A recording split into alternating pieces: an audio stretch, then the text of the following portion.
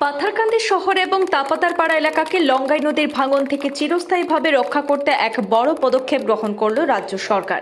আজ পাথারকান্দি শহরের বিতরবাজার মসজিদ প্রাঙ্গণে এক বর্ণাঢ্য অনুষ্ঠানের মাধ্যমে জল সম্পদ বিভাগের অধীনে লঙ্গাই নদীর ডান তীরের ভাঙন রোধ প্রকল্পে 10 কোটি টাকার কাজের আনুষ্ঠানিক শিলান্যাস করলেন স্থানীয় বিধায়ক তথা মন্ত্রী কৃষ্ণেন্দু পাল। সরকারি সূচি অনুযায়ী মন্ত্রী আজ পাথারকান্দির বিতরবাজার সংলগ্ন স্থানে সার্কেল অফিসার অদিতি নুনিশা সহ জল সম্পদ বিভাগের শীর্ষ আধিকারিকদের সঙ্গে নিয়ে আনুষ্ঠানিকভাবে এই কাজের শিলান্যাস করেন। পরে এ নিয়ে আয়োজিত এক নাগরিক সভায় তিনি বলেন, গত দীর্ঘদিন থেকে বর্ষার মরশুম আসলে লঙ্গাই নদীর জলস্ফীতি দেখা দিলে এই বেহাল নদী বাঁধ দিয়ে একটা আতঙ্ক থাকত স্থানীয় জনগণের মনে।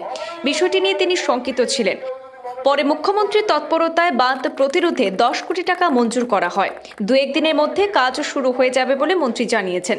তাই তিনি এ ব্যাপারে স্থানীয়দের সব ধরনের সহযোগিতা চেয়েছেন। তিনি বলেন, এই বাঁধ সংলগ্ন স্থানে যে বা যারা অবৈধভাবে বসবাস করে আসছেন তারা যেন স্বেচ্ছায় সেখান থেকে চলে যান, কারণ এই জমি সরকারি জমি। অন্যথায় বিভাগীয় তরফ থেকে এদের বিরুদ্ধে আইনি ব্যবস্থাও নেওয়া হবে বলে মন্ত্রী জানিয়েছেন। তিনি বলেন, একসময় কংগ্রেসের আমলে পাথারকান্দির প্রতিটি কোনায় কোনায় উন্নয়নের বেহাল ছবি প্রকাশ পেত, আর আজকের দিনে শুধু উন্নয়ন আর উন্নয়ন। উপস্থিত প্রায় 5 শতাধিক জনগণের উদ্দেশ্যে মন্ত্রী বিগত কংগ্রেস সরকারের ব্যর্থতা তুলে ধরে বলেন, এই সরকার ক্ষমতায় থাকাকালীন সময়ে জনগণের সঙ্গে প্রতারণা করেছে, আর এখনো দলে কিছু স্থানীয়রা সেখানে শাসক দলের লাগামহীন উন্নয়নে ঈর্ষান্বিত হয়ে বিজেপির বিরুদ্ধে মিথ্যা অপপ্রচার চালিয়ে যাচ্ছে।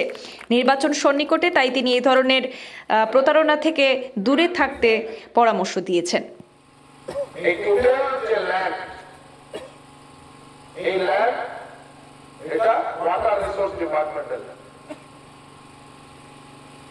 কেউ যদি বলে থাকেন যে আমার মাটি আমার জায়গা, এখানে কোনো জায়গা নেই, আমি অলরেডি ম্যাপ দেখে দিয়েছি।